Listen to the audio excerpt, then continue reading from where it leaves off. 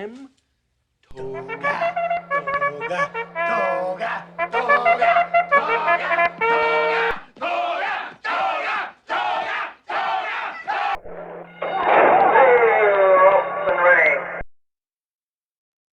Hello, welcome to Billy Ho's Sports. Today we're going to do a preview show for the Grade 1 Alabama for the 3-year-old Phillies this Saturday at Saratoga, the Spa.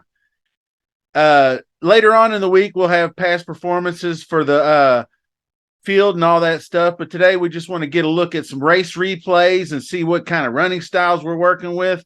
I got about 6 contenders, 3-year-old Phillies.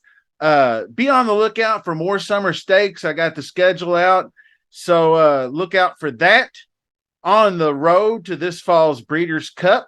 Looking forward to that. So if you haven't already done so, please subscribe to the channel. I appreciate that very much. Smash that like button too, by the way, and leave me a comment, and let's get started. Okay, early weather reports look like a gorgeous day at the spa this weekend. There's kind of this big cooling period across the entire eastern seaboard, basically. So it's going to be like in the mid 70s this Saturday. And it doesn't look like any rain in the forecast, so it should be very, very nice. So good luck out there this weekend if you're going. Let's see. The Alabama is going to be 1.25 miles on the dirt, like I said, for 3-year-old fillies. So these are some of the ones we saw on the Kentucky Oaks Trail and that kind of thing. And the first couple are sort of in that mix. So I'm going to start with Gambling Girl, because that was the one I kind of had my heart set on in the Oaks, and she came down the stretch and finished second. Trained by Todd Pletcher, likely ridden by Irad Ortiz. I'm hoping he stays on. I'm sure he will. 0 for 5 this season, though, which is kind of disappointing for her. Ran third in the American Oaks recently at Saratoga, what we're looking at here. And she keeps her closing sustained style at the back of the pack along with Wet Paint. So when they come around for the stretch, it looks like Irad tries to get the jump and goes maybe a little early before the stretch. But once they hit the stretch, he just doesn't have the horse. And it's just, I guess, not her day. Wet Paint waits a little bit longer and then hits her stride, and she just runs right by. And then Gambling Girl ends up brushing with the 6-horse a little bit and coasting into for the 3rd place finish. So I think she'll be the second choice in this race behind our next horse. But it's one that I hope can have a bounce back effort. So anyway, Wet Paint, trained by Brad Cox, I believe was ridden by Flavian Pratt in her last. So maybe he'll be on again. Closing style, just like I said, in the American Oaks, so we can watch it again. And she was definitely the better horse that day. She gets wide of Gambling Girl down the stretch here and puts her away pretty easily. Then sets her sight on the 3-horse Sacred Wish, who was very tough to catch, and grinded it out late and was able to get clear for the win.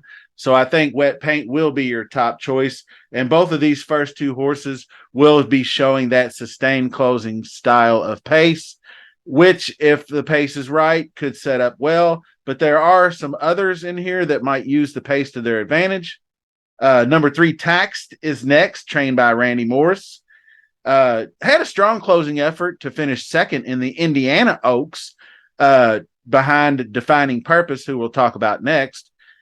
She was disappointing as the 4-5 favorite in that race after the big win in this Black-Eyed Susan, if you remember back on at Pimlico. So I think that she will be a good value if she can bounce back from that race.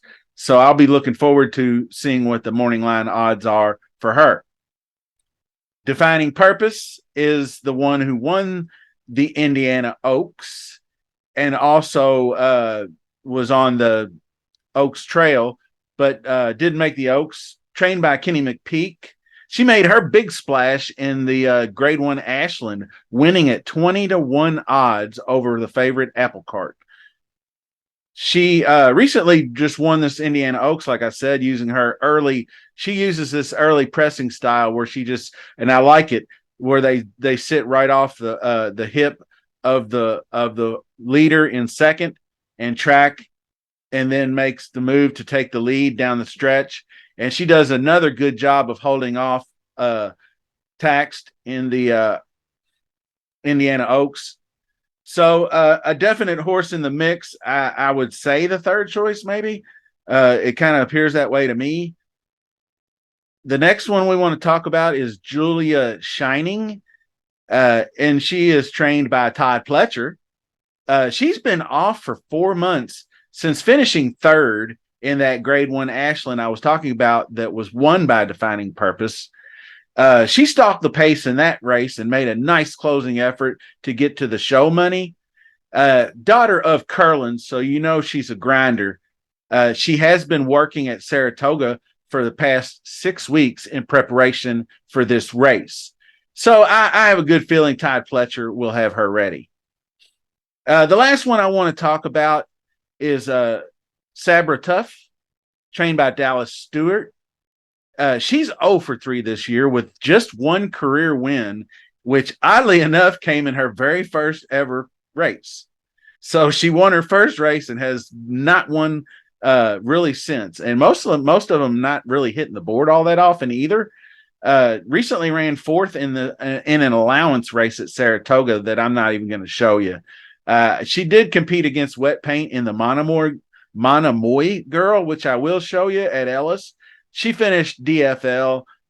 She did go out with the leaders running second in like an early pressing style, but weakened down the stretch. Not very promising for her in this race. So I'd say long shot and probably not going to make my betting card. So anyway, to sum things up, check your notifications for the next video where I'll have the past performances, and I'm also going to include the Grade 2 Lake Placid. So I'll do a double betting strategy show, and I'm going to include new betting strategies. Instead of just doing my typical exacta trifecta wagering, I'm going to try to think of some new ways to align these horses to try to get the most bang for your buck. So I appreciate everybody watching. Stay tuned for more Summer Stakes racing, and we will see you soon.